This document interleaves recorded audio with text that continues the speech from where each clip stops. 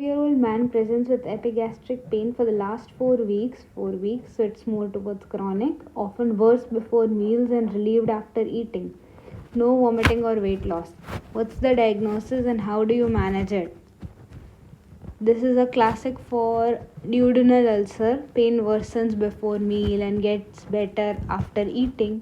क्योंकि स्टमक खाली होता है तो acid acts on exposed mucosa, so pain होता है. खाने के बाद वो बफर हो जाता है टेम्परली, इसलिए रिलीफ होगी. कोई रेड फ्लैग्स नहीं है, वॉमिटिंग या हेमेटोमेसिस या unintentional weight loss. It's uncomplicated case of peptic ulcer हो सकता है, जो मोस्ट कॉमन कॉज है सॉरी पेप्टिक अल्सर डिजीज़ का. सॉरी, डिफरेंशियल डायग्नोसिस GERD हो सकता था, but GERD worsens after meal, not before. Gastritis usually diffuse होता है and it is not meal pattern related.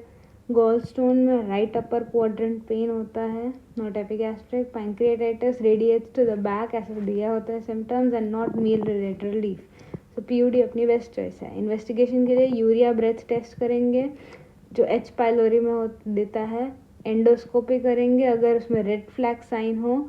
It is usually done to visualise ulcers and biopsy ली जाए अगर ज़रूरत हो. एंड CBC लेंगे टू चेक अनीमिया. तो most commonly it is due to H pylori bacteria. Treatment plan is triple therapy में PPI देंगे. Omeprazole 20 mg bis daily. Side effects हो सकते हैं headache, diarrhoea, increase risk of B12 deficiency for in long term. फिर clarithromycin 500 mg bis daily. Side effect will be GI upset, metallic taste, CYP inhibitors. Amoxicillin 1g bis daily. Safe but check for penicillin allergy, और अगर penicillin allergy है तो alternative will be PPI plus clarithromycin same, amoxicillin की जगह metronidazole.